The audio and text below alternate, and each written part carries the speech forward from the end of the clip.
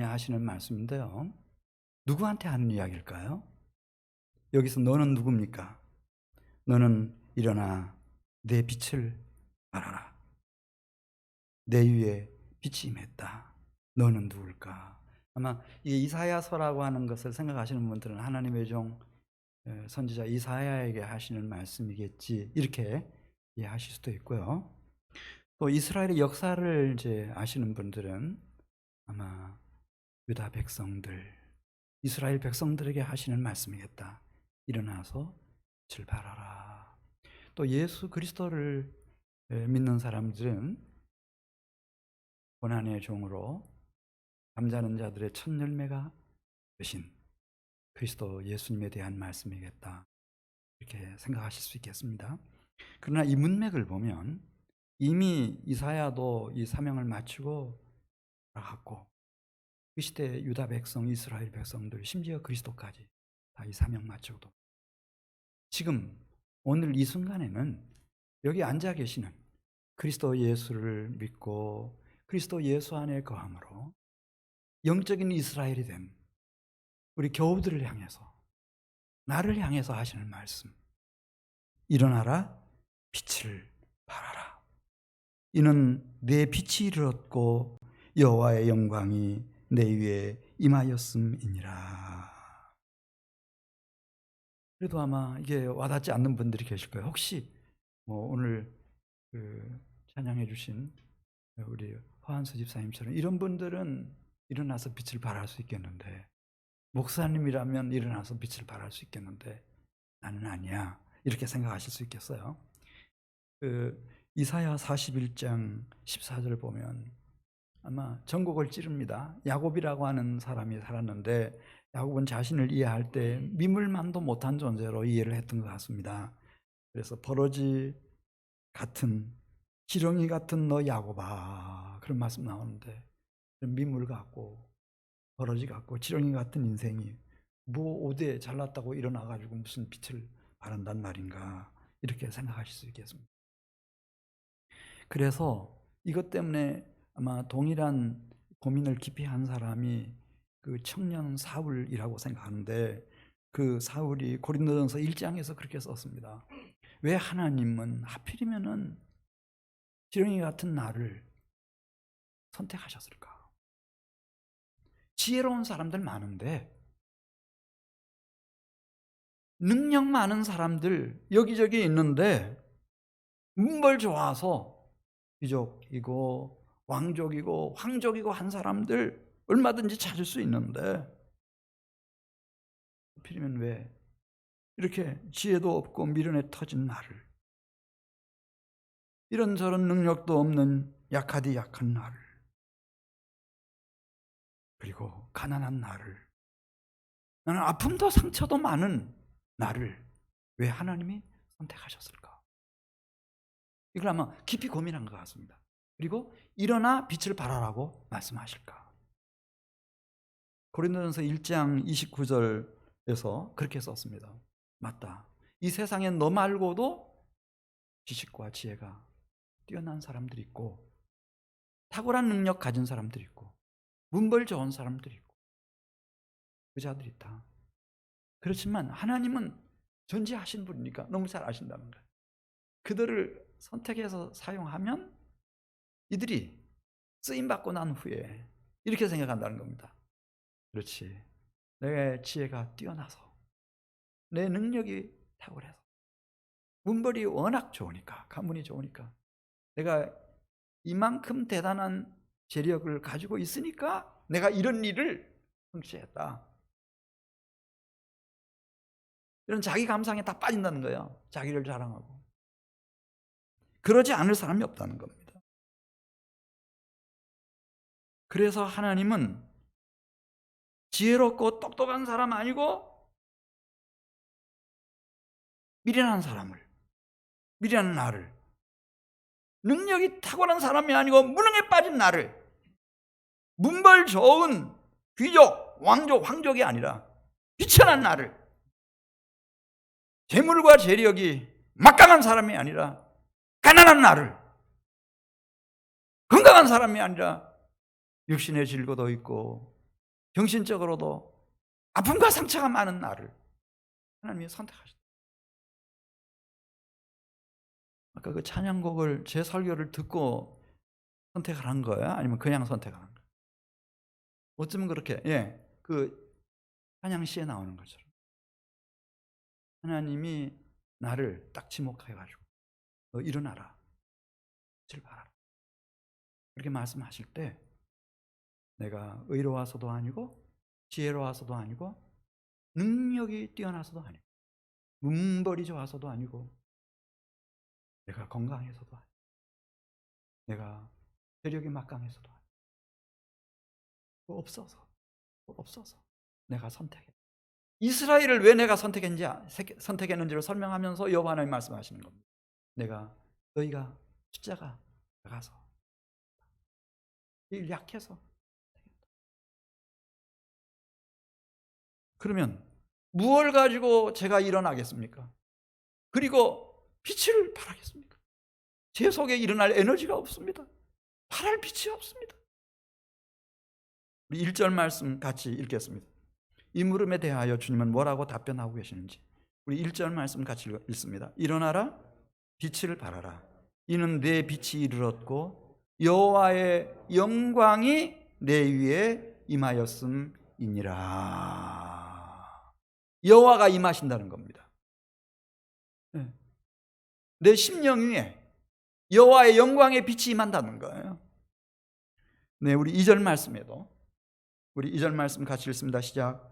보라 어두움이 땅을 덮을 것이며 캄캄함이 만민을 가리려니와 오직 여호와께서 내 위에 임하실 것이며 그의 영광이 내 위에 나타날 것이다. 할렐루야. 네, 이 세상은 어둡고 캄캄합니다, 여러분. 특별한 사람들 없어요. 일본 보십시오. 일본 선진국이죠. 얼마나 청결합니까, 그 사람들이. 질서 잘 지키고. 네. 근데 이번에 보니까 하계 올림픽 개최해야 된다 그런 생각하니까요 얼마나 미련에 터졌는지. 아니 그렇게 해가지고 무슨 올림픽을 할 수 있었겠어요. 몰랐는지 숨겼는지 그렇게 코로나 바이러스 확진자들이 막 감염된 사람들이 막 생겨나고 지금 한창이잖아요. 한창. 한국보다 더 많고 사망자도 더 많고. 근데 기가 막힌 사실은 확진된 간호사를 코로나 바이러스에 감염된 환자들을 돌보도록 투입을 시켰다는 거예요. 모르고 한 게 아니고 확진자면 다 드러났죠. 근데 그런 간호사를 그 환자들을 돌보라고 투입을 하면은 어떻게 되는 거예요? 이런 바보 멍충이들이 어디 있어요? 코로나 바이러스의 이 감염률이 얼마나 높은데 지금 그 얘기예요. 2절에 있는 말씀 보면 보라 어두움이 땅을 덮을 것이며 캄캄함이 만민을 가리는 때가 올 거다. 그리고요 이런 코로나 바이러스 콘데믹이 이게 뭐 2년을 갈지 4년을 갈지 이제는 코로나 바이러스와 함께 살아가야 될 그런 채비해야 된다고들 얘기하잖아요. 미국에서는 뭐 금년 가을이 오면 또 겨울이 오면 다시 막 일어날 거다. 그렇게 의학 전문가들이 다 지금 얘기하고 있고 우려하고 있고. 이런 세상 속에서 앞이 보이질 않죠. 어떻게 내가 일어서서 무슨 에너지를 가지고 일어서서 빛을 발할 수 있나? 지금 1절 2절에서 그 말씀하시는 거예요. 그거는 내가 임한다. 나 여호와가 내 위에 임한다. 나의 영광이 내 위에 임한다. 얘기를 하시는 거예요.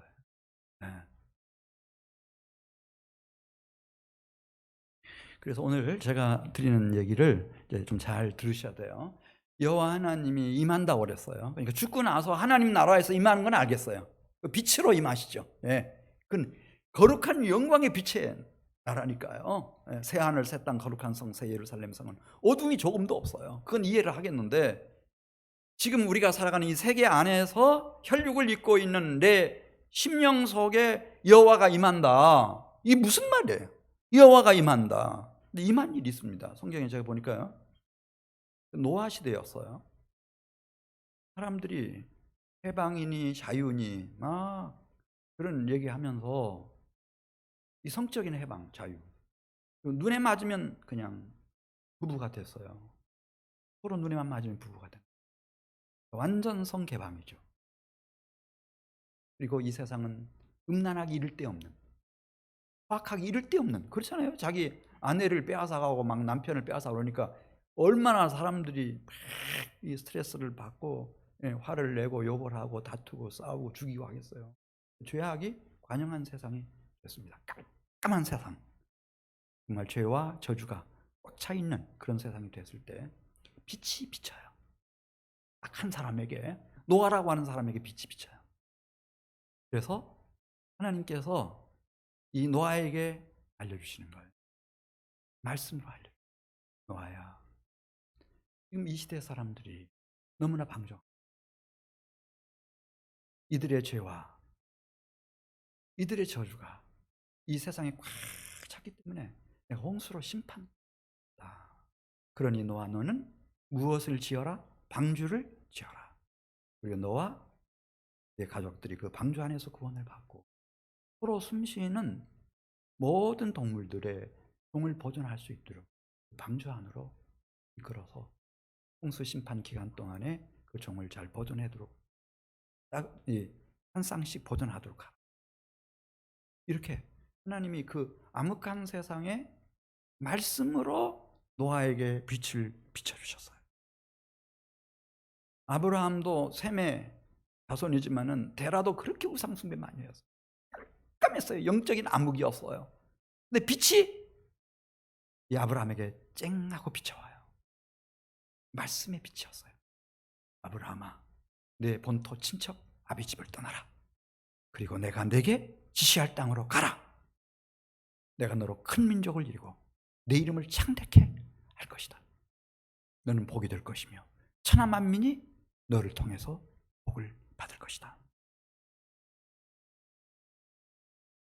히브리 민족이 앞이 안 보여요. 산의 아이를 낳으면 하수 나일강에 던져서 죽여야 됩니다. 아무 빛이 안 보여요. 근데 모세 나이 80세였을 때 땡하고 빛이 비춰옵니다. 그건 여호와의 말씀이었습니다.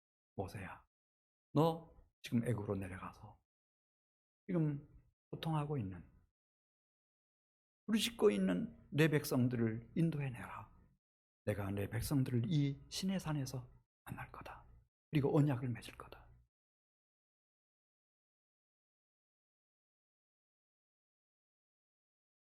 구약의 모든 선지자들, 그들에게 빛이 임합니다. 무엇으로 임했는가? 말씀으로 임했습니다. 그래서 다윗은 이렇게 썼습니다. 주의 말씀은 내 발의 등이요 내 길에 무엇입니다? 빛입니다. 여호와가 임하십니다, 여러분. 여호와의 빛이 임합니다. 우리 교우들의 심령 위에 여호와의 빛이 임하고 있습니다. 영광의 빛이 임하고 있습니다. 어떻게 임하는가? 말씀으로 임하는 겁니다, 여러분. 그분은 진리의 나라의 왕이시기 때문에 말씀으로 다 임하는 겁니다. 그래서 우리 교회가 이제 제대로 벌써 이제 2달 되어져 가는데 제대로 예배를 이렇게 드리지를 못하고 영상으로 예배드리고 이렇게 해온 시간이 좀 많이 흘러갔습니다. 물론 영상으로 예배 드릴 수 있겠습니다. 그러나 이제 우리가 5월 달이 되면 이렇게 해서는 안 된다고 생각합니다. 왜냐면은 하나님이 임하시는데 빛으로 임하시는데 그것은 진리로 말씀으로 임하시기 때문에 그래서 현장 성전 예배, 현장 성전 예배를 우리가 이제 확장을 해야 되겠습니다. 우리가 생활 속 거리두기 해서 1m씩 이렇게 이제 떼어 안고 마스크 잘 쓰시고 소독도 잘하고 발열 체크도 잘 하시고 그건 지켜주시고 기본적으로. 그러나 여기 나오시는데 아직까지는 기관 예배는 드리지 않겠습니다. 그렇지만 청년들, 혹시 이 예배에 청년들 나오신 분 계시면 한번 손 들어보세요. 박수 한번 쳐주셔요. 살아있는 청년들이 몇 사람 있어요? 청년대 학생들은 괜찮아요. 왜냐면 이걸 알아요. 이 교회에 오면은 어떤 분들 막 얘기하는 분들 계세요. 그렇게 하지 마세요, 여러분. 제일 지금 신경 쓰이는 게 침방울 튀는 거예요. 제가 이 목사님에게 주여 삼창하는 것도 하지 말라고 그랬어요. 이렇게 여러 사람들이 모였을 때는 지금 찬송도 대표로 지금 부르고 있잖아요. 여기 와가지고 막 떠들고 얘기하고, 그건 정말 예의 없는 거예요. 그렇게 하면 안 돼요. 하나님하고 기도하세요. 마음속으로. 그런 수칙들을 우리가 잘 지키면서, 작년 중에서는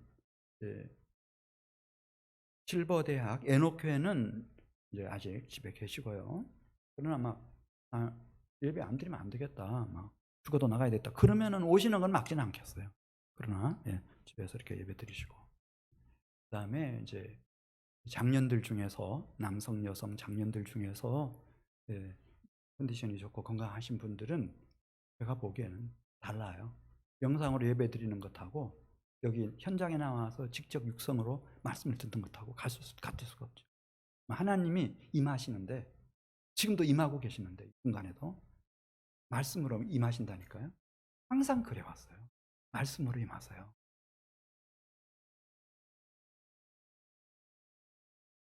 두 번째로, 여호와가 임재한다. 여호와의 빛이 임재한다. 영광의 빛이 임재한다. 그렇게 말씀했을 때 이게 무슨 뜻인가? 이사야 9장 1절에 있는 말씀을 보면은, 흑암에 행하던 백성이 큰 빛을 보고 사망의 그늘질 땅에 거주하던 자에게 빛이 비치도다. 그렇게 말씀했어요. 흑암에 행하던 백성에게 큰 빛이 임한다. 그러면서 9장 6절에 그러면 그 큰 빛이 여호와께로부터 어떻게 내 심령 위에 임하는지를 설명하면서, 이는 한 아이가 우리에게 낳고 한 아들을 우리에게 주신 바 되었는데 그분은 그리스도다. 그래서 어깨에 정사를 메었고 그분의 이름은 기묘자, 모사, 전능하신 하나님, 영존하시는 아버지, 평강의 왕이시다. 마리아가 임신할 무렵 천사장 가브리엘이 마리아를 찾아와가지고, 보라, 내가 잉태하여 아들을 낳으리니 그 이름을 예수라 하라.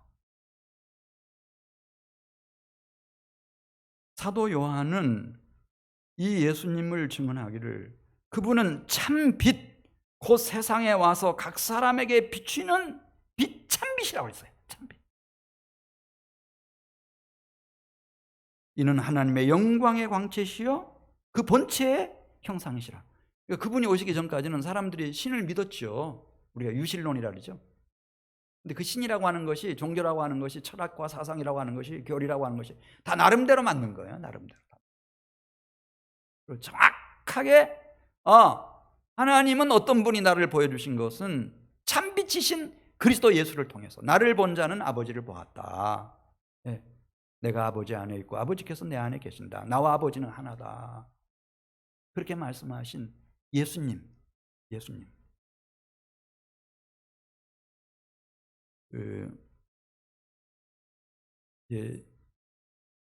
이 청년 사울이 예수가 사기꾼이라고 생각했어요. 하나님의 아들이라고 그러니까. 자기가 참 빛이라고 그러니까 사기꾼이라고 생각했어요. 그건 수많은 사람들을 미혹하는 자다, 이렇게 딱 단정을 한 거예요. 그래가지고 그 예수 믿는 사람들을 막 스데반을 쳐 죽이고 예수의 제자들을 다 단멸하기 위해서 다메섹으로 가는 중이었습니다. 근처에 도착했을 때 시간이 낮 12시, 하루 24시간 중에 해가 딱 머리맡에 딱 떠 있는 시간, 가장 밝은 시간.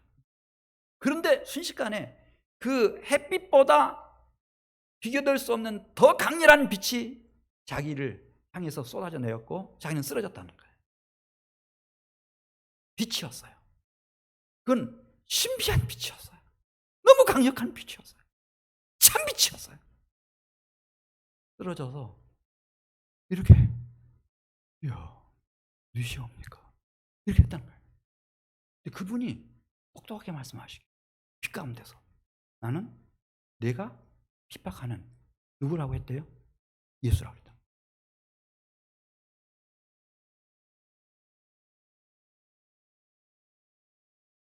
참 빛으로 세상에 와서 각 사람을 비추시는 이분, 그분을 영접하는 자는 하나님의 자녀 되는 권세를 얻는데, 직접 예수님이 말씀하셨어요. 요한복음 12장 46절입니다. 나는 빛으로 세상에 왔나니 물은 나를 믿는 자는 어두움에 거하지 않게 하려 함이로라. 지금 중요한 거 말씀드리고 있어요. 여호와가 임하십니다. 이 세계 안에 임하고 계셔요. 우리 교우들의 심령 속에 임하고 계셔요. 근데 어떻게 임하시는가? 그리스도로 임하시는 거예요. 그리스도가 빛이에요. 참 빛이에요. 그리스도로 임하시는 거예요.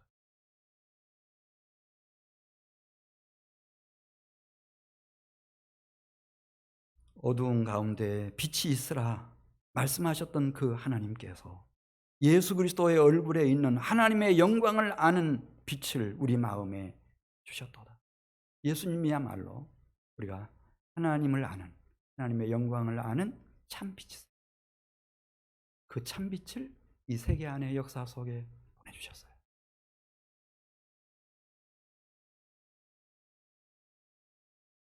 여호와께서 임하신다 그랬어요.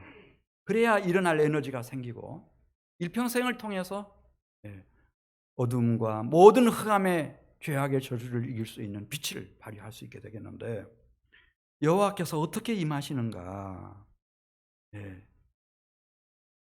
말씀하십니다. 여호와께서 임하시는 것은 예레미야 선지자도 얘기를 했고 에스겔도 얘기했어요. 하나님의 영으로, 그리스도의 영으로 임하신다는 거예요. 영으로 임하셔요. 여러분, 우리 인간은 내일 일을 잘 모르죠. 한 달 후에 일은 그만두고 1년 후에 일은 그만두고 잠시 후에 일을 잘 몰라요. 우리 김일성 주석, 우리 김영삼 대통령하고 정상회담 딱 약속해놓고 며칠 남겨놓고 너무 갑작스럽게 82세에 죽어버렸어요. 이렇게 일찍 죽을 줄 알았으면 정상회담 약속을 안 하죠. 몰랐어요. 아무도 몰랐어. 김정일이도 그 나중에 결과 보니까 기차 타고 가다 죽었다는 거예요. 기차 안에서 쓰러져가지고. 모르는 거예요. 몰라. 김정은이도 우리 정부는 별 문제 없다고 그러지만은 걷다가 지금 1분 후에 쓰러질 거라고 하는 것을 거기에 있는 모든 북한의 1급 의사들도 모르고 본인도 심지어 몰라요. 쓰러졌어.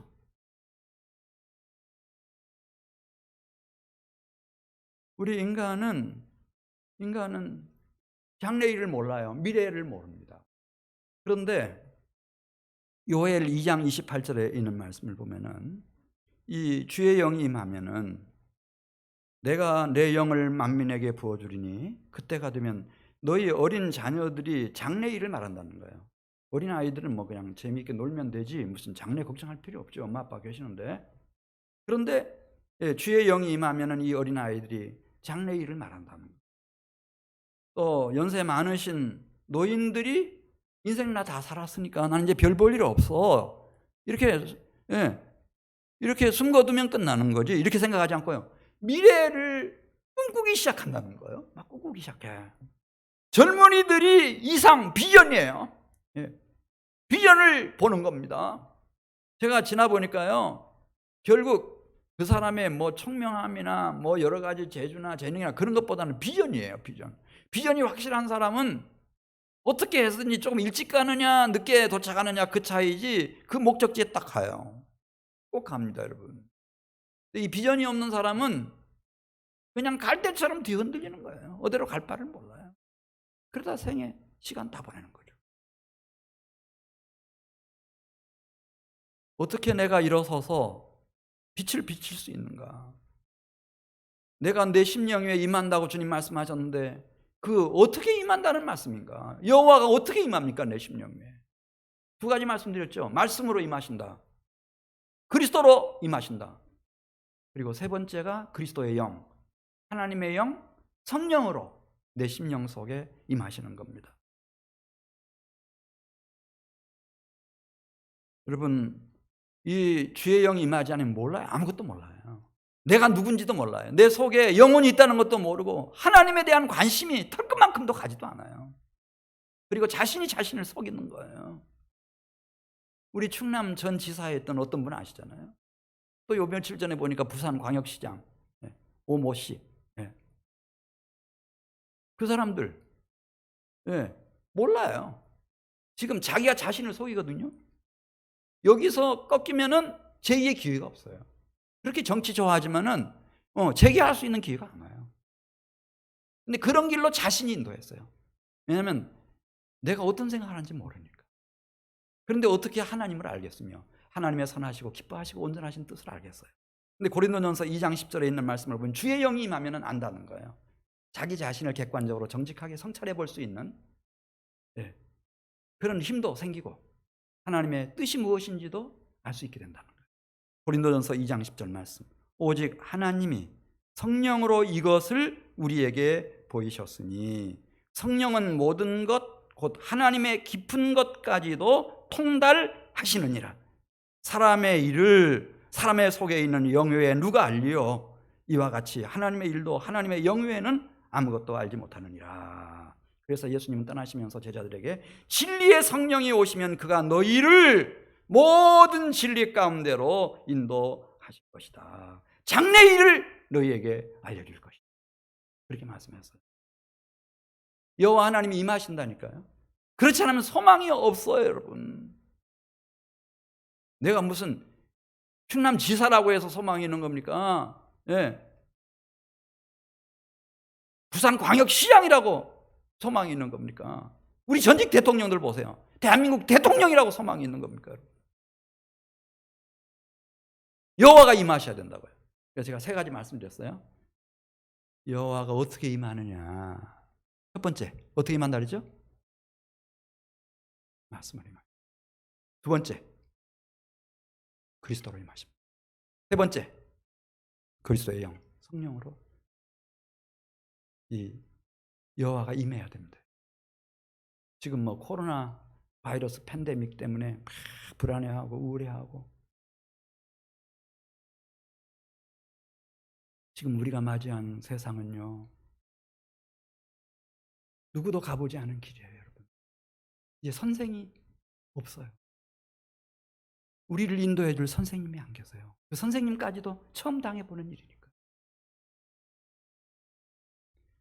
이전까지만 해도요, 2008년 이전까지만 해도, 세계 금융위기 이전까지만 해도, 예를 들면 시장이라는 그런 것이었어요. 이게 뭐예요?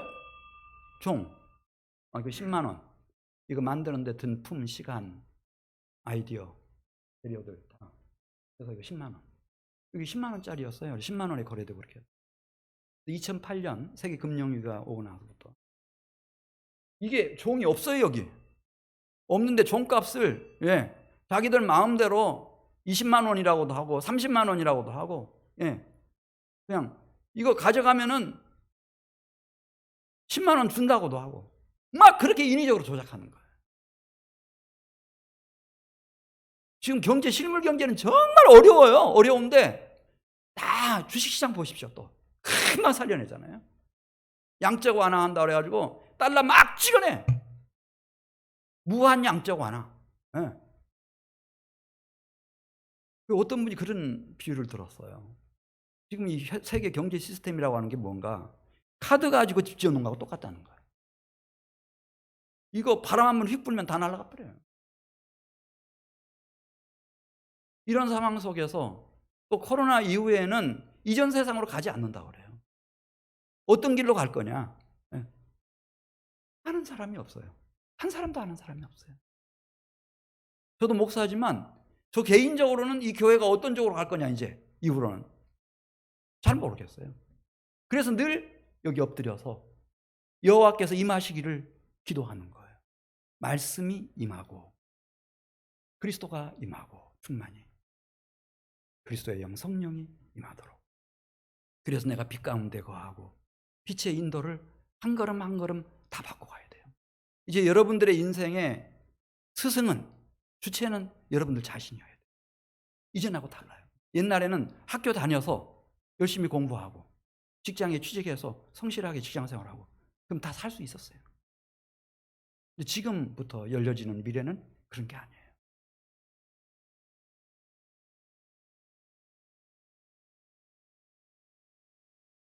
자, 이제 3절로 가겠습니다. 3. 이제 누가 주도하는 세상이 전개될 것인가? 이 빛의 백성들이 이끄는 세상이 될 겁니다. 자, 우리 3절 말씀 같이 읽습니다. 나라들은 내 빛으로, 왕들은 비치는 내 광명으로 나오리라. 내 눈을 들어 사방을 보라. 우리가 다 모여 내게로 오느니라. 내 아들들은 먼 곳에서 오겠고 내 딸들은 안기어 올 것이라. 이사야가 살아있던 시대에는 유다가 건재했죠. 근데 어떻게 유다가 이 유다 나라 예루살렘이 멸망받을 것을 어떻게 알았냐. 그래서 심지어 성서학자들은 이사야서를 이사야가 안 썼다는 거예요. 어떻게 주전 8세기에 살았던 8세기 말에 살았던 사람이 어떻게 후대에 일어날 자기 나라가 멸망할 것을 알았으며, 더 기가 막힌 사실은 4절이잖아요. 포로로 끌려갔던 자기 자손들이, 아들과 딸들이 70년 만에 이 노예 생활, 포로 생활을 끝내고 다시 돌아온다는 거예요. 이렇게 유다로 돌아오고 예루살렘으로, 시온으로 돌아온다. 어떻게 그런 얘기를 쓰냐? 이거 이사야 쓴 책 아니다. 그렇게 말한다니까요. 그렇게 가르쳐요. 기가 막히죠. 그런데 여호와가 임하면, 여호와께서 말씀으로 임하고 이렇게 성령으로 임하면 이런 미래에 대한 통찰력이 생겨요. 지금 그 얘기 4절에 쓰잖아요. 내 아들들은 먼 곳에서 오겠고 내 딸들은 안기어 올 것이다. 할렐루야. 빛의 백성들을 인도하시는 거예요. 인도하셔. 예수님도 등불을 켜서 아래에 내려놓는 사람 없고 말로 덮어놓는 사람 없고 다 등경 위에 올려놓고 온 집안 사람들을 그 밤이 깊도록 나게 밝히게 하는 것처럼 하나님 이렇게 높여주신다 그랬어요. 우리가 교회 다니는 거 잘 하신 거예요. 예수님 믿기로 한 거. 현명한 선택이죠. 그러나 내 위에 여호와의 임하심이 이루어지면 우리는 등잔에 불빛이 붙는 것과 같아서 일어나서 빛을 발하게 되는 것이죠. 빛을 발하면 주님께서 다 높여주셔요. 할렐루야. 내가 막 억지를 부린다고 높아지는 게 아니에요. 절대 그런 게 아니에요. 주님의 세계 안에서는 주님이 이렇게 높여주시는 거예요.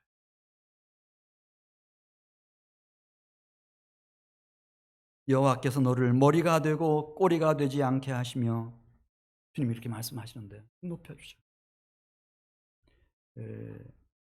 그리고 이사야 60장 5절에 가서 보면은 은도 내 것이요 금도 내 것이라 그렇게 말씀하시는 하나님이 자기 백성들에게 이 부가 모이게 해주신대요. 부가 증대되게 하시고 부가 축적되게. 우리 한번 이사야 60장 5절 말씀 같이 읽습니다. 그때 내가 보고 기쁜 빛을 내며 내 마음이 놀라고 또 화창하리니 이는 바다의 부가 내게로 돌아오며 이방 나라들의 재물이 내게로 옴이라. 허다한 낙타 미디안과 그 미디안의 장남으로 고대에 유명했던 대상들 에바의 어린 낙타가 내 가운데 가득할 것이며 스바의 사람들은 다 금과 유향을 가지고 여호와의 찬송을 전파할 것이다. 네, 하나님이 부가 모이게 해준다. 할렐루야. 결국은 부라고 하는 것도 이 진정한 부, 평화와 함께 정의와 함께 하나님의 축복으로 이루어지는 이 부. 예, 이 부라고 하는 것은 하나님의 역사예요. 로마에 이제 예수 믿는 사람들이 많이 생겨날 때는 하나님이 로마 제국을 건설하게 해요. 영국 사람들이 예수님 잘 믿으면 대영 제국이 건설되게 해주시고, 또 그들이 대서양을 건너서 아메리카 대륙에 가가지고 믿음으로 살아보려고 기독교적인 가치관, 그런 사회, 그런 국가를 건설하려고 애쓰면 미국을 초강대국이 되게 해주시는 거예요. 하나님이 다 하시는. 우리 이사야 60장 17절 말씀 나오잖아요. 우리 같이 읽습니다. 내가 금을 가지고 놋을 대신하며 은을 가지고 철을 대신하며 놋으로 나무를 대신하며 철로 돌을 대신하며 화평을 세워 관원으로 삼으며 공의를 세워 감독으로 삼으리니. 하나님의 백성들을 이렇게 경제적으로도 윤택하게 하시고 부를 증대하게 하시고, 이렇게 하나님이 금은 보화가 부족하지 않게 다 하신다는 거예요. 이 세계 안에서, 이 역사 속에서 지금까지 해오셨고 앞으로도 그렇게 하신다. 저는 돈 따로 사람 따로인 줄 알았어요. 근데 가면 갈수록 그걸 느껴요. 아, 여호와가 임하셔서 말씀으로, 그리스도로, 성령으로 임하셔서 일어나서 빛을 발하는 그 영향력이거든요. 뻔한 영향력. 이걸 끼치면은 다 와요.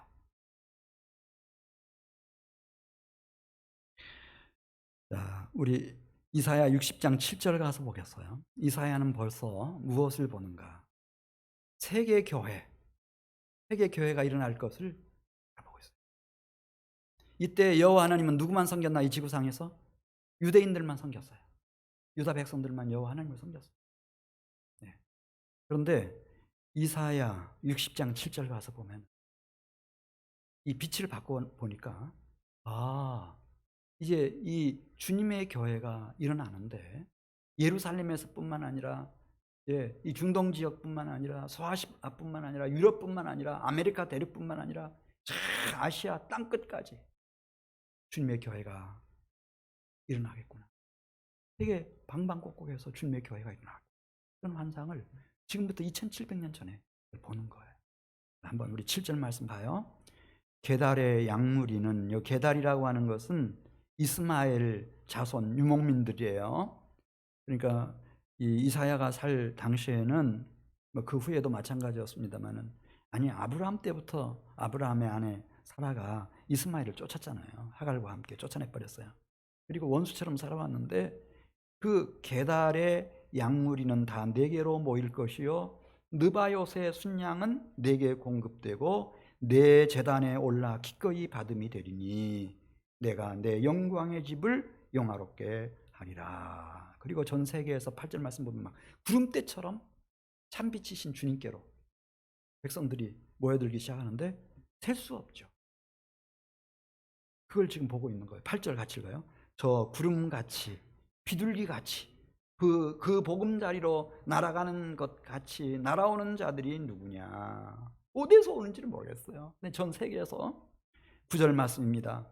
곧 섬들이 나를 앙망하고 다시스의 배들이, 다시스는 여러분 아시죠? 저 스페인 남쪽에 있는 다시스의 배들이 먼저 이르되 먼 곳에서 내 자손과 그들의 은금을 아울러 싣고 와서 내 하나님 여호와 이름에 드리려 하며 이스라엘의 거룩한 이에게 드리려 하는 자들이라. 이는 내가 너를 영화롭게 하였음이니라.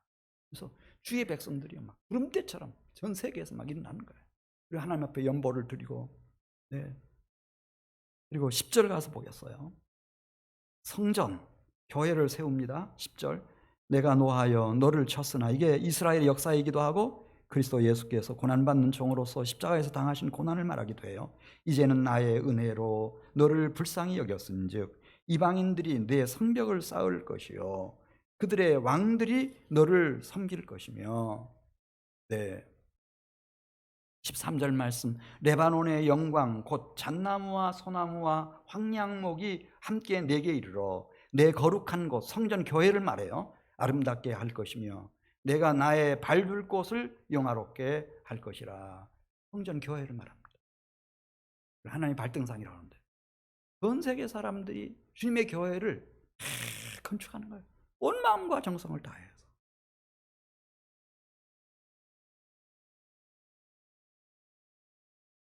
예.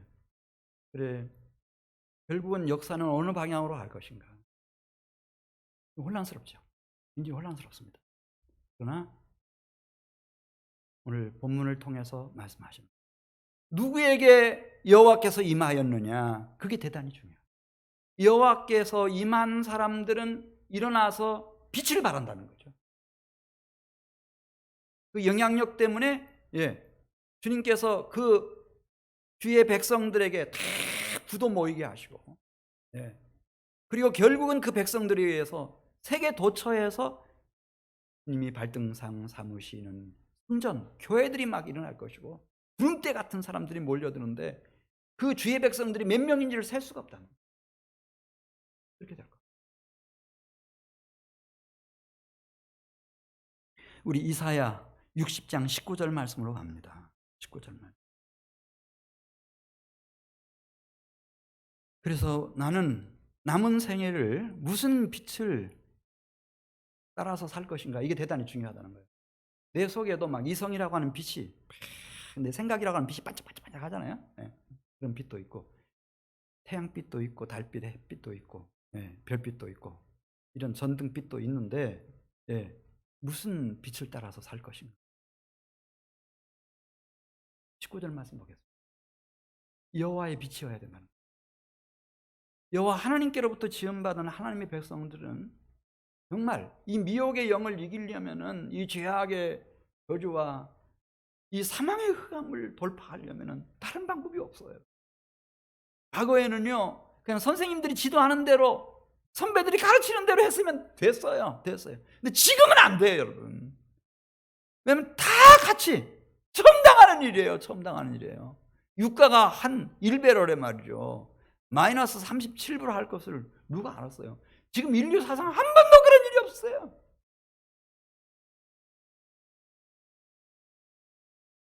자, 19절 말씀 같이 읽어요. 그래서 이제는 좀 깨어나서 정확하게 빛을 보고 움직이라는 거예요. 이 사람 저 사람 얘기 들으면 큰일 나요, 여러분. 큰일 나. 정확한 빛을 보고 움직여야 돼요. 근데 감사한 것은 우리 교우 여러분들에게는 여호와께서 임하셔서 그 빛을 주시니까, 그 빛을 주시니까 감사한 거예요. 자, 19절 말씀 읽어요. 오늘 본문 말씀이에요. 19절 시작. 다시는 낮의 해가 내 빛이 되지 아니하며 달도 내게 비추지 않을 것이요. 이 물리적인 빛 따라가면 큰일 납니다. 큰일 나요. 석유값 내렸다고 막 거기다 투자했다가 돈 날린 사람들 얼마나 많은지. 그런 식으로 되는 세상이 아니에요. 얼마나 교묘하게 써놨는지요, 그 시스템을요. 다 그 공익 투자자들, 먹잇감들이에요, 먹잇감들. 석유값이 이렇게 떨어졌어? 그럼 지금 투자하면 돈 벌겠네? 막 투자했어요. 현물 시장에도 투자하고 여러 가지로 투자했어요. 다 죽어요, 다 죽어. 그렇게 가면 안 돼요. 이제부터는 여기 나오잖아요. 오직 누가 여호와가 내게 영원한 빛이 되며 내 하나님이 내 영광이 되리니 다시는 내 해가 지지 아니하며 내 달이 물러가지 아니할 것은 여호와가 내 영원한 빛이 되고 그런 날 내 슬픔의 날이 비로소 끝날 거다. 할렐루야. 다른 방법은 없어요, 여러분. 여호와께서 나의 빛이 되시는 방법밖에 없어요. 다시 묻겠어요, 여러분. 여호와 하나님은 임하신다고 그랬어요. 그래야 우리에게 에너지가 와요. 일어설 수 있는 에너지. 그리고 남은 생애만이라도 빛이 될 수가 있어요. 근데 여호와가 어떻게 내게 임한다고요? 3가지 말씀드렸어요. 혹시 기억하세요? 말씀으로 임하세요. 그게 빛이었어요. 두 번째는 그리스도로 임하시는 거예요. 땀과 눈물과 피까지 다 쏟으시면서 임하시는 거예요. 그분은 깊이 깊이 임하시는 거예요. 세 번째, 그분의 영, 진리의 영, 하나님의 영으로 임하시는 거예요. 그래서 내 안에 빛을 밝혀주시는 거예요. 등불처럼, 횃불처럼, 해처럼 비춰주시는 거예요. 그 빛을 따라가시기를 바랍니다, 여러분. 그러면 돼요. 지금은 누구를 믿어요? 제가 이런 때 마음 같아서는 경제 전문가라면, 금융 전문가라면, 야, 우리 성도들 또 이런 때 돈을 많이 벌도록 구체적인 코칭을 좀 했으면 좋겠다, 그런 생각 들지만, 저는 하나님 말씀만 읽고 기도만 했지 그런 걸 잘 모르니까. 그래서 저는 믿어요. 여러분들이 지금까지 각 분야에서 열심히 살아오셨어요. 모이기를 힘쓰시고 하나님 말씀을 잘 경청하시고 청정하시고 그리스도 예수 안에 거하고, 그리고 진리의 영이신 성령의 조명을 받고 인도하심을 받고 그 빛을 따라가면 저는 믿어요. 여러분들은 다 일어날 수 있어요. 그리고 그 찬란하게 빛나는 영광의 빛을 비출 수 있어요. 그날이 꼭 올 거예요.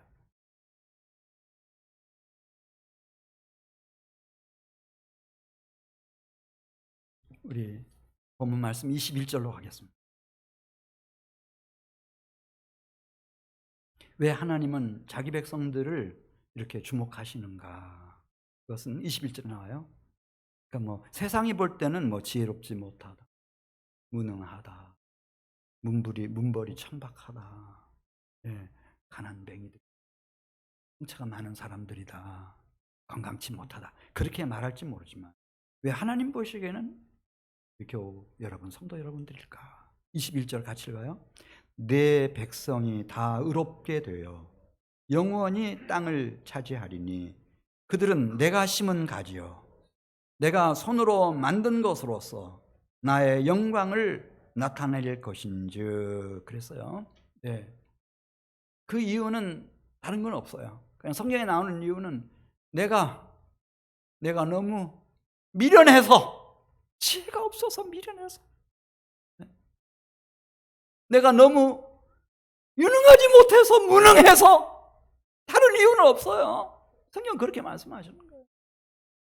나는 너무 귀족이거나 왕족이거나 황족이 아니고 너무 비천하게 태어나서 너무 가난하다는 것 알고 있기 때문에, 내가 얼마나 아픈 삶을 살아왔는지 하나님이 다 기억하시기 때문에 그냥 선택하셨다는 거예요. 선택하셨어. 하나님 아니면 안 될 것 같아서 선택하셨다는 거예요. 그리고 내가 심었고 내가 지금까지 갖고 왔다는 거죠. 그러니까 지금 단 하나 여호와께서 임하시면 되는 거예요. 그 빛이 에너지가 돼서 여러분들을 일으키실 것이고, 그 빛을 받아서 여러분 반사하면 되는 거예요. 달처럼, 밤하늘의 별들처럼 그 빛을 반사하면 빛이 되는 거예요. 22절에 작은 자, 그 작은 자가 천명을 이루겠고 그 약한 자가 강국을 이룰 것이라. 때가 되면 나 여호와가 속히 이루리라 그랬어요. 작기 때문에, 약하기 때문에, 상처가 많기 때문에, 외롭기 때문에, 주님이 다 아시기 때문에 내가 작은 자로 천명을 이루고 약한 자로 내가 강국 이룰 거다. 내가 다 때가 되면 나의 카이로스에 틀림없이 이룰 거다. 그러니 너 일어나라, 빛을 발하라. 우리 한민교회도요, 작은 교회죠. 내가 이렇게 설교를 못할 수가 없어요.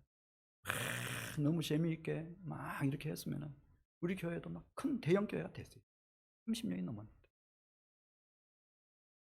감사해요. 여기 말씀하시잖아요. 작은 자로 천명을 이루시고 약한 자로 강국을 이루시는 하나님, 그 하나님 앞에 우리가 있으니까 감사한 거예요. 이 한민교회 위해서 기도해요. 한민교회가 여호와가 임하는 교회가 되게 해주시옵소서. 여호와께서 말씀으로 임하시고 살아계신 그리스도로 임하시고 그리스도의 영 성령으로 임하는 교회가 되게 해주십시오. 그래서 일어나서 빛을 발하게. 그래서 다른 여러 교회들도 다 일어나서 빛을 발하게. 대한민국, 중국에 비교하면은 인구수가 말이죠, 너무 작아요. 영토가 넓은 러시아하고 비교하면 너무 자연 자원도 없는 그런 약한 거. 일본만도 못해. 거기다가 반토막 났어요. 북한에 있는 저 사람들은 죽는지 사는지. 참 가련한 민족이에요. 이 극동에서 제일 작아서 약해서 내가 중동에서 이스라엘을 선택했다 말씀하신 하나님. 그래서 지금부터 기도해 주세요.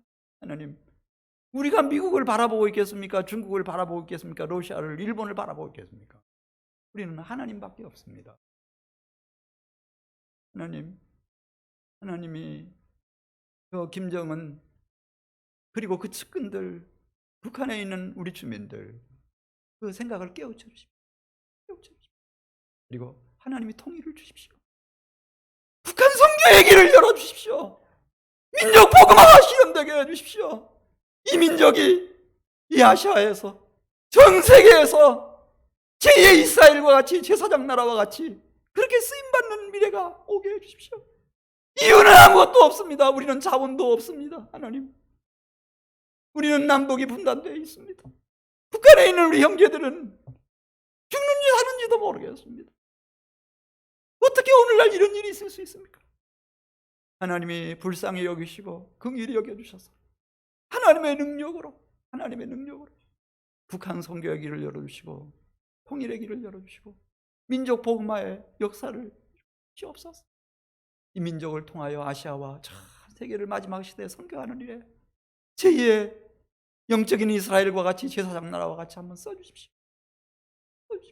하나님, 우리 민족이 작습니다. 아픔이 깊습니다. 우리의 미래가 보이지 않습니다. 빛이신 하나님, 이제는 우리가 모여서 기도해야 할 시간입니다. 기도해야 합니다. 우리 같이 기도드리겠습니다. 하나님 아버지, 감사합니다.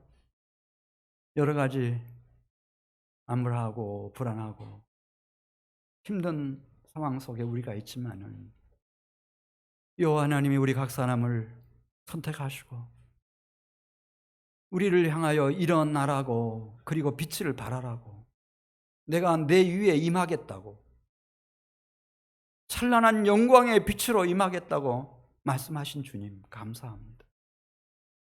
그 신실한 주의 약속을 신뢰하는 우리 교우들이 되게 해주시옵소서. 그리고 얼마 가지 않아 여호와의 임재를 다 경험하게 해주시옵소서. 말씀으로 임하시고 살아계신 하늘과 땅의 권세를 가지신 그리스도로 임하시고 그리스도의 영 성령으로 임하시는 체험이 있게 해주시옵소서. 그 빛 때문에 일어날 에너지 얻게 해주시옵시고 이후의 삶은 빛이 되게 해주시옵소서. 우리 한민교회도 빛이 되게 해주시옵소서. 우리 민족도 빛이 되게 해주시옵소서. 예수님의 이름으로 기도드리옵나이다. 아멘.